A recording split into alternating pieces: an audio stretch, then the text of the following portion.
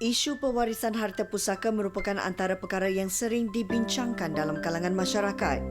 Hal ini disebabkan kerana ada sebilangan antara mereka yang kurang ilmu pengetahuan tentang hal faraid, wasiat dan hibah. Laporan Tanah dan Galian Negara 2016 mendedahkan statistik harta berkuraya Malaysia yang sudah meninggal melebihi 60 bilion ringgit dan ia semakin meningkat saban tahun. Angka ini menunjukkan bahawa kegagalan masyarakat dalam menguruskan harta pusaka adalah amat tinggi. Harta pusaka merangkumi pelbagai aset-aset seperti hartanah, harta benda dan pelaburan milik insan yang sudah meninggal dunia.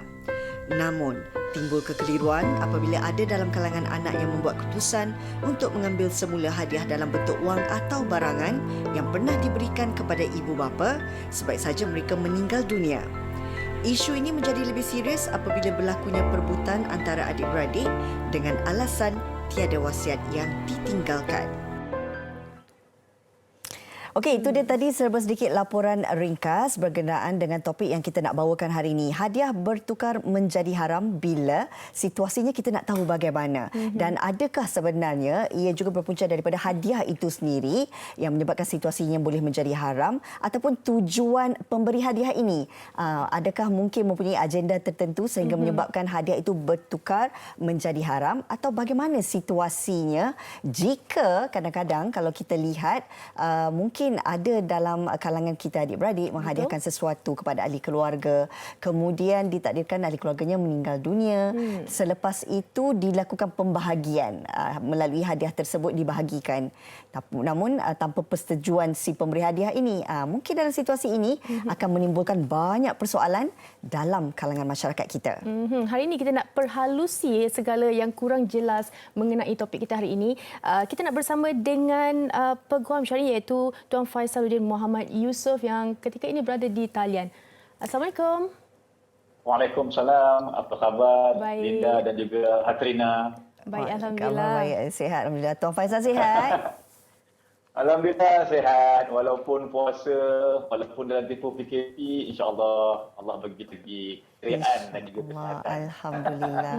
Lama tak bertandang ke studio, insya-Allah setelah selesai mudah-mudahan kita dapat berjumpa di studio pula ya. Baik Tuan Faisal. Betul, rindu saya. Tuan Faisal, kita nak berbalik kepada topik kita hari ini yang kita nak bawakan, hadiah bertukar menjadi haram bila ini situasi yang mungkin kadang-kadang baru kita terfikir. Lah, kita hadiahkan sesuatu kepada orang yang kita sayang, tak kiralah ibu bapa ke, suami ataupun isteri, anak-anak, tapi kita tak tahu situasi hadiah itu bagaimana boleh menjadi haram. Sebagai pendahuluan mungkin Tuan Faisal boleh mulakan terlebih dahulu. Silakan. Bismillahirrahmanirrahim. Terima kasih ya Sina. Hadiah ataupun hibah ni adalah satu benda yang sangat biasa di kalangan orang-orang kita lah. Cuma kita dalam instrumen Islam dipanggil hibah. Tetapi dalam hal ni, hibah ni dia ada beberapa rukun ya. Rukun yang pertama pemberi, kedua penerima, ketiga barang yang nak dihadiahkan tu, hibahkan tu, dan yang terakhir lafaz ijab dan qabul ataupun lafaz memberi dan penerima ya. Baik. Bila masa pula jadi haram ni ya? Kalau contohnya yang saya boleh kongsikan yang pertama. Katalah pemberi itu dia seorang yang bankrupt. Tak bolehlah dia nak bagi apa-apa hadiah ya sebab dia dah bankrupt. Yang kedua, dia sendiri tak sihat ya. Yang ketiga contohnya barang yang nak diberi itu bukan dia yang punya. Orang lain yang punya. Ni kereta ni ambil nak bagi kereta ni. Padahal kereta tu kawan dia yang punya. Itu pun jadi haram ya, tak bolehlah kita nak mudah-mudah bagi barang orang lain kepada kawan-kawan ataupun isteri kita.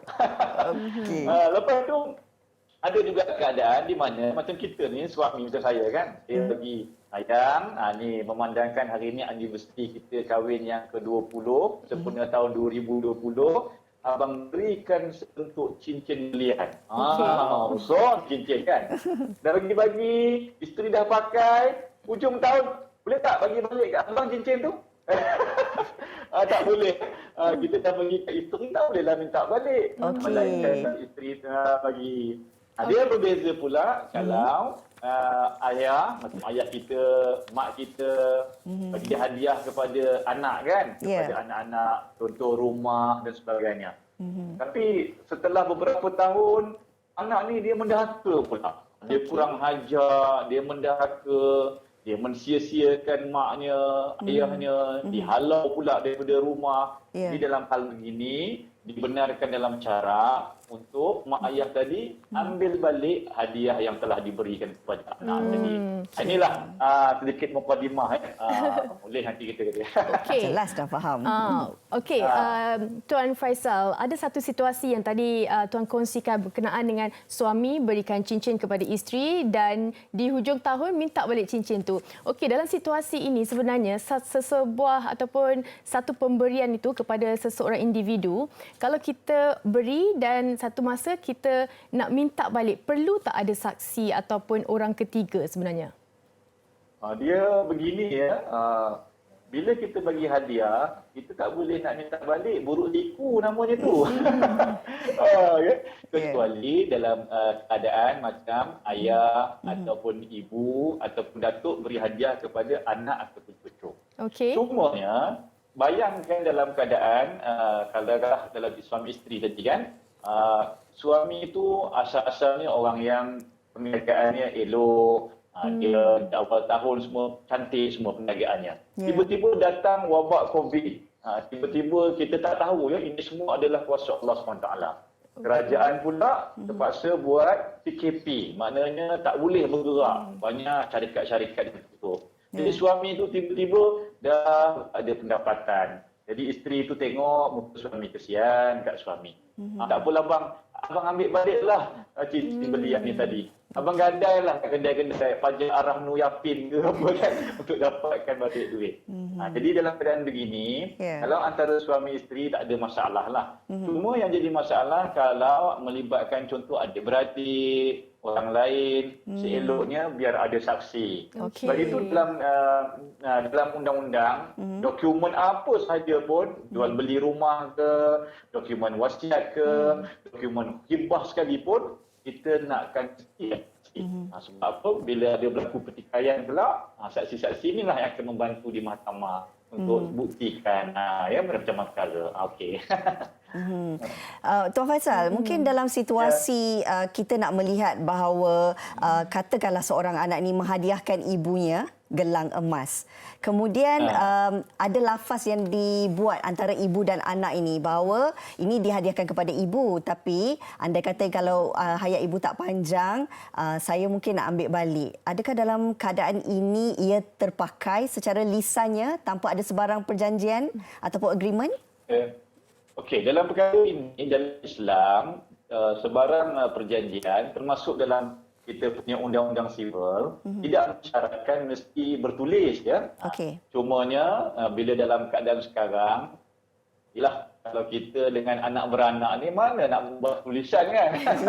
Tapi kita digalakkan apa-apa saja ni sebab kita nak elakkan sebarang masalah binari, eloklah dibuat dalam tulisan. Maknanya ada satu perjanjian ringkas mudah pun tak apa.